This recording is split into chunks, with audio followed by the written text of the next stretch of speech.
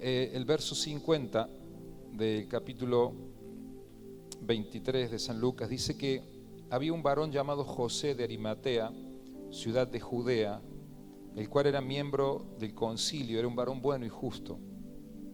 Que también esperaba el reino de Dios y no había consentido en el acuerdo ni en los hechos de ellos, fue a Pilatos y pidió el cuerpo de Jesús. Quitándolo, lo envolvió en una sábana, lo puso en un sepulcro abierto en una peña, en el cual no se había puesto aún a nadie. Era el día de la preparación y estaba por comenzar el día del reposo. Estoy hablando del episodio de Jesús cuando es sepultado después de haber sido crucificado y muerto en la cruz del Calvario. Dice, las mujeres que habían venido con él desde Galilea le siguieron también, vieron el sepulcro y cómo fue puesto su cuerpo, y vueltas prepararon especies aromáticas y ungüentos y descansaron el día de reposo conforme al mandamiento. Verso capítulo 24. En el primer día de la semana, muy de mañana, vinieron al sepulcro trayendo las especies aromáticas que habían preparado, y algunas otras mujeres estaban con ellas. Hallaron removida la piedra del sepulcro y entrando no hallaron el cuerpo del Señor Jesús. Aconteció que estando ellas perplejas por esto, se pararon junto a ellas dos varones con vestiduras resplandecientes, y como tuvieron temor y bajaron el rostro a tierra, les dijeron: ¿por qué buscan entre los muertos al que vive? No está aquí, sino que ha resucitado. Acuérdense lo que les habló mientras estaba con ustedes en Galilea, diciendo: es necesario que el Hijo del Hombre sea entregado en mano de hombres pecadores y que sea crucificado y resucite al tercer día. Entonces ellas se acordaron de sus palabras y volviendo del sepulcro dieron nuevas de todas las cosas a los 11 y a los demás. Eran María Magdalena y Juana, María la madre de Jacobo y las demás con ellas, quienes dijeron estas cosas a los apóstoles. Mas ellos les parecía locura las palabras de ellas y no las creían. Pero levantándose Pedro, corrió al sepulcro y cuando miró dentro, vio los lienzos solos y se fue a casa maravillándose de lo que había sucedido. Señor, es tu palabra, por ella somos bendecidos en el nombre de Jesús. Amén. Ustedes me van a hacer perdonar, estamos en familia. Necesito, Francisco, algunos chicos que me ayuden con el cambio de iluminación en plataforma, por favor, porque no puedo leer mi Biblia de aquí. Tal vez un poquito de luz blanca me va a ayudar mucho, por favor. Hay una historia aquí fascinante, hermosa, que trae la Biblia. Nos habla de un señor llamado José, de una ciudad llamada Arimatea. Este señor fue el que se presentó ante Pilato y reclamó el cuerpo de Jesús. Su nivel de influencia, sus posibilidades económicas en la comunidad, su habitual trato con las autoridades, le ayudó a poder ejercer esta presión para recibir el cuerpo de Jesús. Estaba pensando, aunque no es mi tema, pero en esta generación contemporánea se necesita que se levante mucho José de Arimatea. Gente que tenga esa capacidad de ejercer presión e influencia en la comunidad para traer bendición al reino de Dios. Quiero que levantes tu mano, te voy a declarar proféticamente eso. Dios va a levantar de esta generación joven que me está escuchando gente de altísimo nivel de influencia, que va a producir cambio en nuestra comunidad y que sé que Dios le va a usar para poder afectar lugares de autoridad y traer influencia con el reino de Dios y con tu acción, con tu actitud, poder favorecer el establecimiento del reino de Dios. La gracia que habrá sobre tu vida será suficiente y necesaria para que puedas bendecir la obra de Dios. Quiero que lo recibas en el nombre de Jesús. Declaro proféticamente que habrá gente con dinero, con recursos para extender el reino de Dios, con posibilidades, con oportunidades, que Dios te va a bendecir, que una puerta grande Dios va a abrir. Quiero que lo recibas por la fe en el nombre de Jesús. Llegan al lugar allí donde Jesús ha sido sepultado. El capítulo 24 del libro de San Lucas nos plantea que en el primer día de la semana, muy de mañana, vinieron al sepulcro trayendo especies aromáticas que habían preparado y otras mujeres venían con ellas, porque la Biblia nos cita de alguna manera el valor extraordinario de la mujer en la Biblia, ¿no? Rescata el accionar de mujeres que, voy a decirlo así, un servicio ejemplificador en las mujeres, que ministraban el cuerpo del Señor, que ayudaban a sus necesidades físicas, que gente que inclusive había mujeres que con sus bienes financiaban la labor, las campañas de Jesús y a sus discípulos con sus bienes. fortalecían el desarrollo, como sucede hoy mismo, que hay gente que con sus bienes ayuda a establecer el reino de Dios, aporta con gratitud, con generosidad para que el reino de Dios sea extendido. La Biblia nos cuenta que estas mujeres ministraban al cuerpo del Señor, sus necesidades, eran un soporte a toda la labor que Jesús estaba haciendo, recorriendo las aldeas, los pueblos, las ciudades y predicando el Evangelio de Jesús. Estas mujeres, como era su costumbre, su buena costumbre, llegaron muy quebrantadas emocionalmente a presentarse ante la tumba de Jesús. Realmente no esperaban, no tenían mucha expectativa sobre lo que allí podía ocurrir, que podría ofrecerte un cuerpo sin vida, que podría brindarte. Solo era la cuestión afectiva, emocional, el cariño, el deseo de honrar la memoria de Jesús. A la usanza de la época, y voy usando términos contemporáneos a riesgo de cometer algún error, pero para que me entiendas, llegaron, dice el verso 1, con especies aromáticas que habían preparado, y un equipo de mujeres llegaron allí con muy buena voluntad. Diga conmigo, buena voluntad. Claro, cuando llegaron encontraron la piedra removida y encuentran dentro un ángel que literalmente les redirecciona, porque les dice: ¿por qué están buscando ustedes aquí en esta tumba al que ha resucitado? Encuentras literalmente un ángel que está sumamente confundido porque no entiende la actitud de estas mujeres. No es que no entiende su afecto, no es que no entiende su cariño, no es que no entiende su dolor, porque evidentemente estaban identificadas con Jesús. Había un afecto, un cariño, y Jesús había muerto. Pero por alguna extraña razón las mujeres habían olvidado la promesa que se le había dado, que Jesús iba a resucitar. Así que ellas no entienden el cuadro, el ángel tampoco entiende, creo que mutuamente no se entienden. El ángel les dice: ¿por qué buscan entre los muertos al que vive? No está aquí, ha resucitado. Las mujeres no comprenden muy bien lo que está pasando porque interpretan, no logramos concebir todo lo que está ocurriendo. ¿Por qué? Lo que estoy intentando decirte es que nadie duda de la buena voluntad de estas mujeres. Nadie duda del buen accionar de estas mujeres, de su buen anhelo, su buen deseo. Pero ellas llegan a prestar su servicio que había sido muy valorado en un momento. Servicio que había sido tan necesario para que Jesús pudiera cumplir su misión en la tierra. Ellas estaban acostumbradas a ministrar el cuerpo del Señor, ayudaban con sus bienes, con sus oficios, con su trabajo, financiaban, sostenían en la logística la predicación del Evangelio. Pero claro, acostumbradas a esa cosa, a esa forma, llegan a la tumba y quieren seguir con la misma metodología que habían traído antes. Vienen con especies aromáticas, vienen con comida, vienen con cosas, y realmente el Cristo resucitado ya no necesitaba esas cosas. El Cristo resucitado ya no necesitaba lo que estas mujeres le vienen a ofrecer. ¿Sabe? Uno ha aprendido, después de caminar algunos años sirviendo a Dios, que hay tantísima gente buena en el reino de Dios, llena de buenas actitudes, de buenos modales, de buenas formas, que insisten en seguir ministrando en lugares donde Jesús ya no está. Insisten en seguir prestando su servicio a cosas que ya no ejercen influencia, entregar sus habilidades en lugares incorrectos.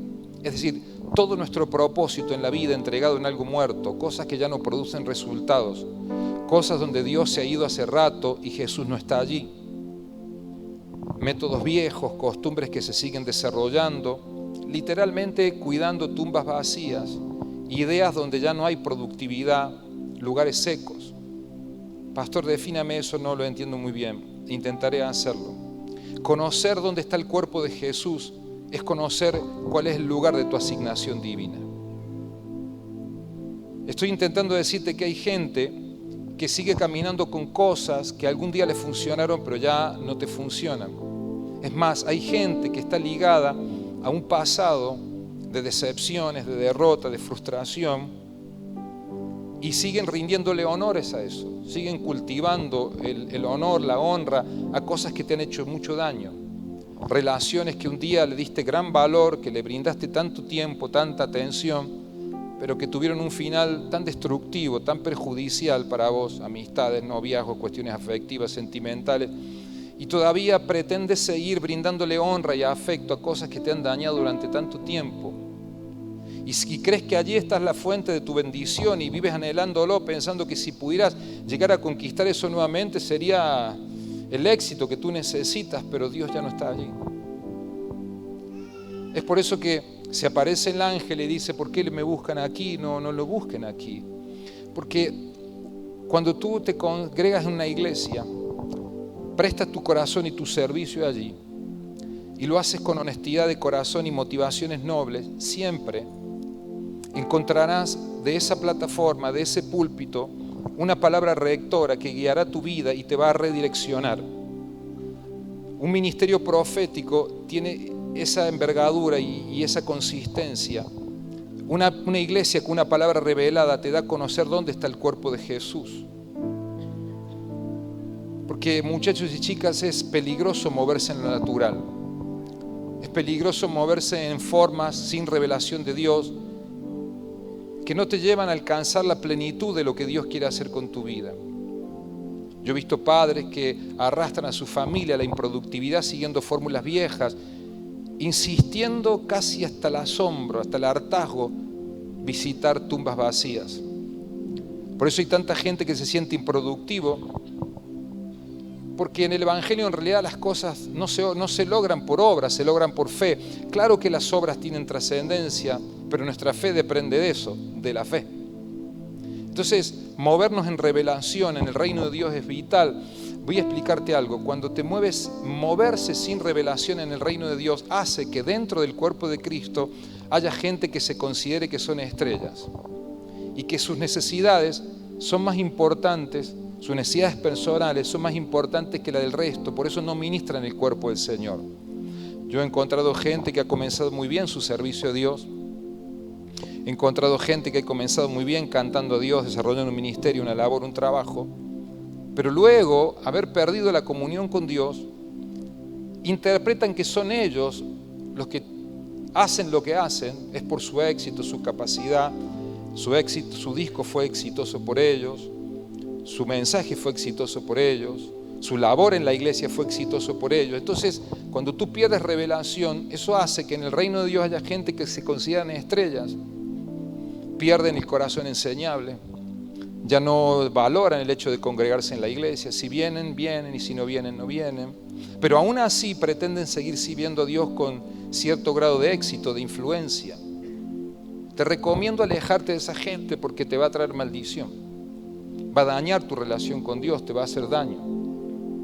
Las señoras llegaron allí con toda la buena intención, pero claro, la buena intención no alcanza, los buenos deseos no alcanzan. Iban a recordarlo, pero no es suficiente. Mira, yo vivo hablando con gente que está llena de buenos deseos. Pastor, mire, yo hice así, pero mi deseo era el otro. Lo que pasa es que usted no ve mi corazón, yo quería. Claro, son cosas nobles, atendibles y que es verdad. A veces la gente merece ser atendida, escuchada y valorada porque lógicamente tal vez no quisieron hacer mal. Pero voy a decirte algo que te parezca frustrante y te decepcione de mí, pero los buenos deseos no alcanzan, no es suficiente, porque cuando tú enfrentas una lucha espiritual, cuando vos confrontás con las potestades, cuando tú entiendes que hay tensión de guerra, cuando hay una confrontación espiritual, eso no es para buena gente o gente con buenos deseos, sino para gente que tiene sentido de propósito. Cuando tú confrontas el mundo espiritual, no alcanza con los buenos deseos, no alcanza con la simpatía, ser un buen chico, un buen cristiano, no te alcanza. Te quedas sin nafta en medio del camino. Lo que te sostiene es un alto sentido de propósito. Te sostiene el hecho de saber que Dios te puso allí. Entonces, cuando tú tienes un sentido de propósito, tu aflicción tiene propósito. Y si tiene propósito tu aflicción, tú la enfrentas con gusto. El problema es tener aflicciones y no encontrarle propósito. Cuando tú luchas, tú desarrollas un liderazgo en la iglesia. Cuando tú tienes una labor que hacer y ves que hay gente que te maltrata, que te hace daño, que te burla, que te miente, que te trata de perjudicar. Si no te ha revelado tu sentido de propósito, tiras la toalla. O tu corazón se enferma de bronca y respondes de la misma manera.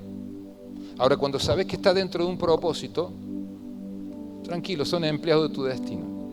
De última estás cumpliendo el plan y la función de Dios y estás siguiendo el modelo de Jesús, que supo soportar las presiones, las luchas. Ese sentido me ha a mí sostenido muchas veces. Ante las crisis, ante las presiones, ante el juicio injusto de mucha gente, que a veces hasta se puede lavar el prestigio de uno con su boca y uno dice, yo no te conozco a vos. Y le decía eso y se ofenden, pero es que la verdad uno no le conoce, pero dicen y hablan cosas. Pero cuando te ha sido revelado un sentido de propósito, tú permaneces. Porque entiendes que tu propósito es mucho más grande que la circunstancia. Entonces el ángel le redirecciona. Quiero que levantes tu mano. Si tú insistes en invertir tu tiempo en cosas que no tienen productividad, donde Dios ya no está, lo único que vas a cosechar va a ser insatisfacción, improductividad. Te van a pasar los años y te sentirás insatisfecho. Por eso es necesario un corazón enseñable para que tú escuches la voz de Dios que te redirecciona. Yo hoy te estoy dando como un profeta de Dios para redireccionarte. Para decirte hoy en el nombre de Jesús que estás en el lugar correcto, que Dios tiene planes con tu vida, que esta casa abrió sus puertas para potenciar el talento que Dios tiene para tu vida, para decirte que hay potencia Dios dentro tuyo, que no te muevas, que sigas fiel, que Dios va a honrar tu fe, que estás en el lugar correcto, que hay gente que te chupa la fuerza, hay gente que te daña la unción que Dios te ha delegado, pero vengo a decirte que cortes con esas cosas que te llevan a un mundo de improductividad, relaciones, pensamientos, situaciones que afectan la vida de la gente. Solo el quebrantamiento rompe el poder del alma en nosotros. Cuando tú enfrentas voces de crítica, juicios, voces internas, eso, insisto, no es para la gente de buenos deseos. Mírame, por favor, las crisis de dolor, las crisis de abandono, las crisis de preguntas sin respuesta, tú no la pasas con buenos deseos, sino cuando tu vida ha sido quebrantada, procesada, tratada, y tú declaras, a pesar de las cosas, Dios cumplirá su propósito en mí. Por eso, para servir a Dios hace falta un encuentro con Dios. Y lo que pasa es que las experiencias vividas nos condicionan en la vida, nos condicionan en nuestro momento de servir al Señor. Claro, ellas veían a Jesús con hambre, con frío, y como era la costumbre, venían a ofrecer una ayuda, pero el Cristo resucitado ya no tiene necesidades humanas. La necesidad de Jesús hoy, o la necesidad del Jesús resucitado, es corporativa, es de cuerpo, ya no es personal. Ahora hay necesidades corporativas, por eso Él decía, ministra mi cuerpo. San Lucas dice que Jesús tomó pan y Él dijo, este es mi cuerpo que por vosotros dado, y se repartió. Por favor, reciba esto. Hoy, ministrar el cuerpo del Señor significa ministrar su iglesia, que es su cuerpo. Cuando tú sirves a Dios y ministras el cuerpo del Señor, tú estás ministrando eso, lo que estoy diciendo, el cuerpo del Señor. Cuando tú brindas, cuando hay gente que abre la puerta de la iglesia, cuando hay gente que va a ser convocada para la próxima actividad de los sugieres del Congreso, cuando tú te vienes a ensayar, Pablo, un día de semana, y preparas la música para el fin de semana con el equipo, cuando hay alguien que planifica y hace algo para Dios, viene al rol de adolescente, preadolescente, planifica un campamento, el retiro de matrimonios que tenemos este lunes y martes, por decir algún ejemplo. Eso es ministrar el cuerpo del Señor hoy, porque el Cristo resucitado ya no necesita pan, comida física. El cuerpo del Señor somos todos nosotros hoy, y el que contribuye para alimentar el cuerpo del Señor con su accionar de fe nunca quedará sin paga, sin recompensa. Es por eso que hay gente que está bendecida, y a veces no da abasto para hacerlo, y hay gente que dice, a mí no me tienen en cuenta, nadie me valora, y no encuentra su espacio. Y tú dices, ¿cómo es posible? ¿Será tan especial para que este tenga tanta responsabilidad y el otro no tenga nada? Cuando estás en un callejón sin salida, es porque te olvidaste de la palabra que te fue dada. El ángel le dice, ¿qué hacen aquí? Y realmente le recrimina, le dice, ¿por qué se olvidaron la palabra? El verso número 8 dice, entonces ellas se acordaron de sus palabras. Diga eso conmigo, se acordaron de sus palabras. Levante su mano al cielo. Por favor, acordate de las palabras que Dios habló a tu vida un día. Hoy quiero que recuperes tu ánimo, tu fe, y te levantes a vivir los mejores días que Dios tiene para tu vida. Porque, pastor, no entiendo. Es que Dios le había dicho, es necesario que yo muera. Y un día voy a resucitar, pero tranquilo, todo está bajo control. Y ellas se acordaron de las palabras. El ángel, que está confundido, viene y dice, pero estas mujeres, ¿qué están haciendo aquí? Pero cuando él les señala eso, dice, tantos problemas que nos hicimos, tanta dificultad que pasamos, tantas angustias, fueron 3 días eternos. Dios mío, pasaron tantas cosas, nos reprochamos tantas cosas, tuvimos tantas preguntas, tantos cuestionamientos, y la verdad, tanto problema para nada, porque todo estaba dentro de un plan, dentro de un proyecto.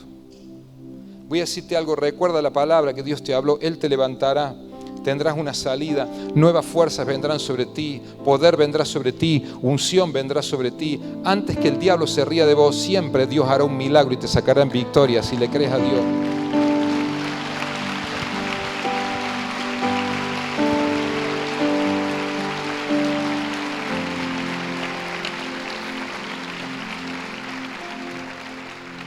Cuando te olvidas de las palabras del Señor, generalmente te encuentra la vida haciéndote las preguntas incorrectas, preguntándonos lo que nunca te debieras haber preguntado, actuando de la manera incorrecta.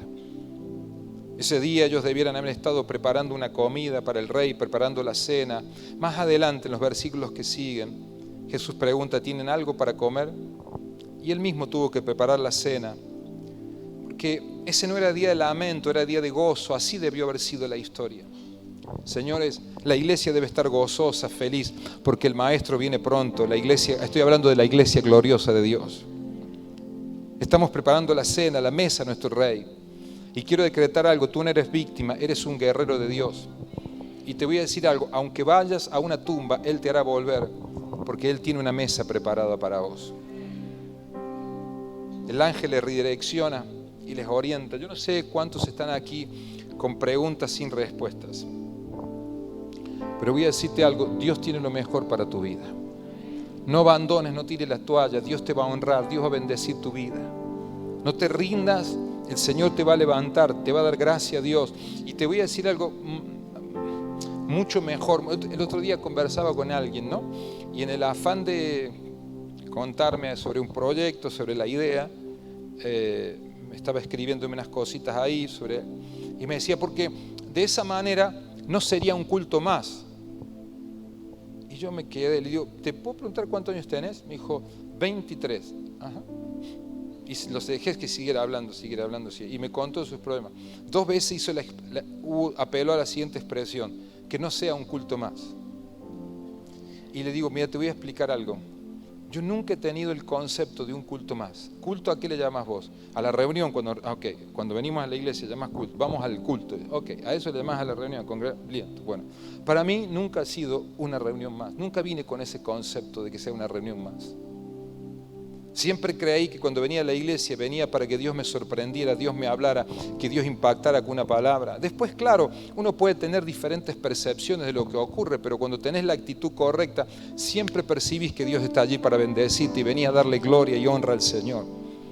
Hoy hay tantísima gente que viene a la iglesia como meros espectadores y no pueden aprovechar el talento que Dios le ha dado, ese talento, ese don que Dios ha puesto dentro tuyo. Esa gracia, esa habilidad, Dios quiere que la uses para que pueda contribuir para la extensión del reino de Dios. Que no te lo guardes para que no tenga mal olor, porque lo que no se distribuye se pierde, se queda con olor putrefacto, es feo, huele mal. Pero el talento, la gracia y la habilidad que tienes dentro tuyo, cuando es compartida, repartida, genera productividad, bendición a otras. Y voy a decirte algo. Evidentemente que la tentación viene y las luchas vienen. Diga conmigo tentación. Levante su mano al cielo, reciba esto. La tentación que Satanás envía es para capturarte generalmente. En cambio, para Dios es la prueba para graduarte a tu próxima promoción. Póngase de pie. Necesitas escuchar esto. Se me cambió mi tema. Quiero que lo atesore como un regalo. Todo lo que dije para soltarte lo que voy a decirte ahora. La tentación que Satanás envía es para capturarte. En cambio, para Dios es la prueba para graduarte a tu próxima promoción. Tanto tentación y prueba, la gente gusta mucho esa palabra. Estamos en prueba, estamos en lucha. Tentación, prueba, lucha, son dos caras de una misma moneda. Tome una moneda, se la lanzo ahí. Bueno, fíjese, la tentación, la prueba, son caras de una misma moneda. Satanás espera que pierdas en la prueba rindiéndote a la tentación. Entonces, por lo tanto, no vas a pasar a tu próximo nivel de madurez espiritual. Y te voy a decir algo más, esto no es para todos, es para algunos. Nunca vas a pasar a tu próxima oportunidad ministerial. En cambio, Dios quiere que la tentación sea una prueba que vos superes, demostrando que estás listo para calificar espiritualmente y pasar a otro nivel de madurez. Pero ese momento no se pasa con los buenos deseos, siendo buen chico, siendo buena chica, sino entendiendo tu identidad en el reino de Dios y tu sentido de propósito.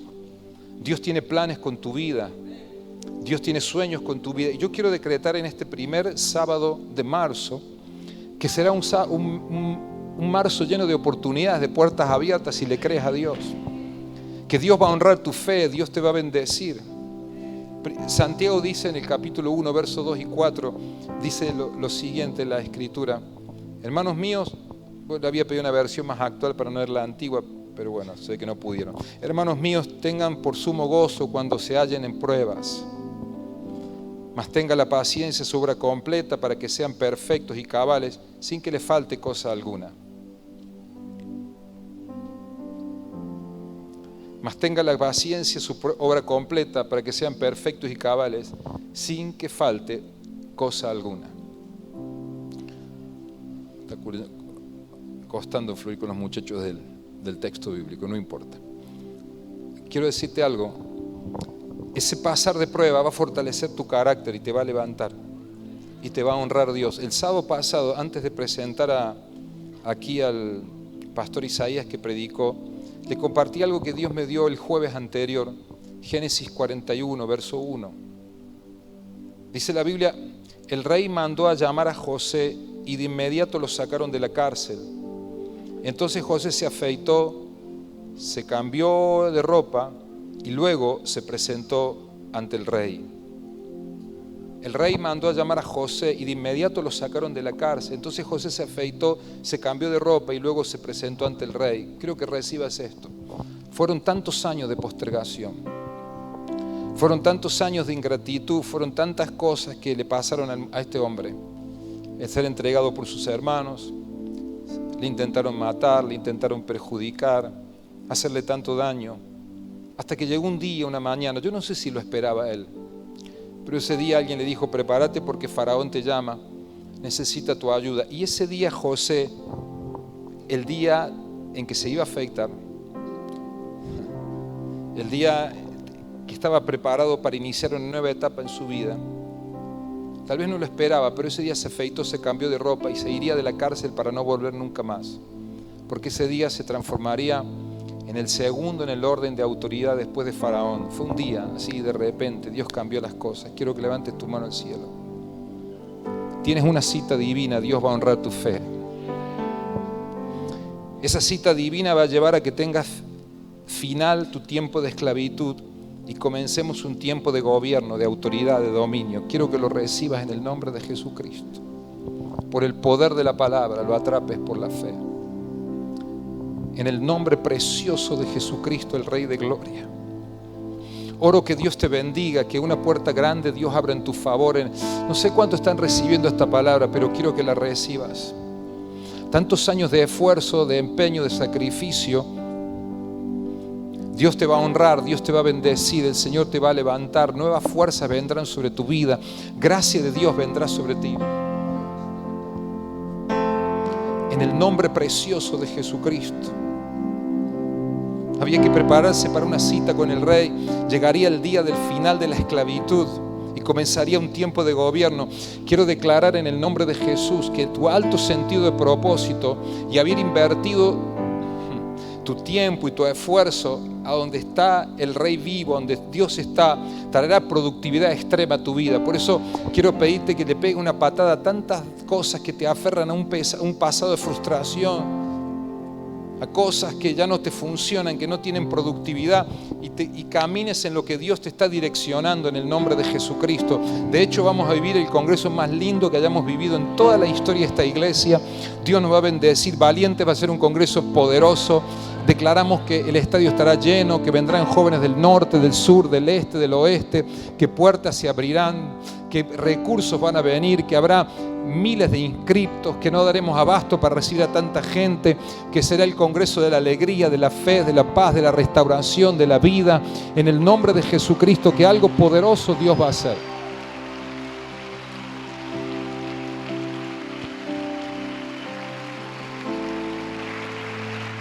Si va a aplaudir, quiero que aplaudes con fuerza. Bueno.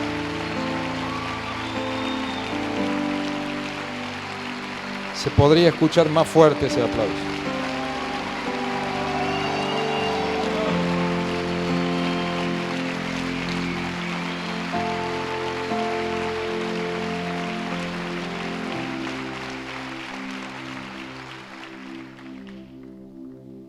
Sí, Señor.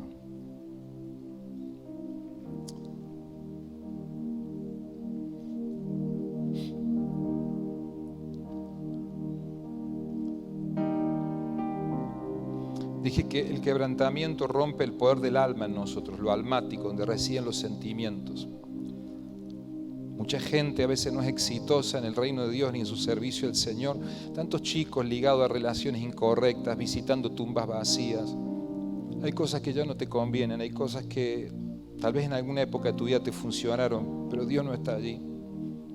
Y Dios te está hablando para que camines en los próximos días en lo que Dios te está diciendo. Por favor, si alguien se identificó con esta palabra, quiero que levante su mano, quiero orar a Dios por vos. Que Dios te bendiga mucho. No sé qué te lleva a levantar la mano, pero tu actitud es muy valiente, como dice el lema del Congreso.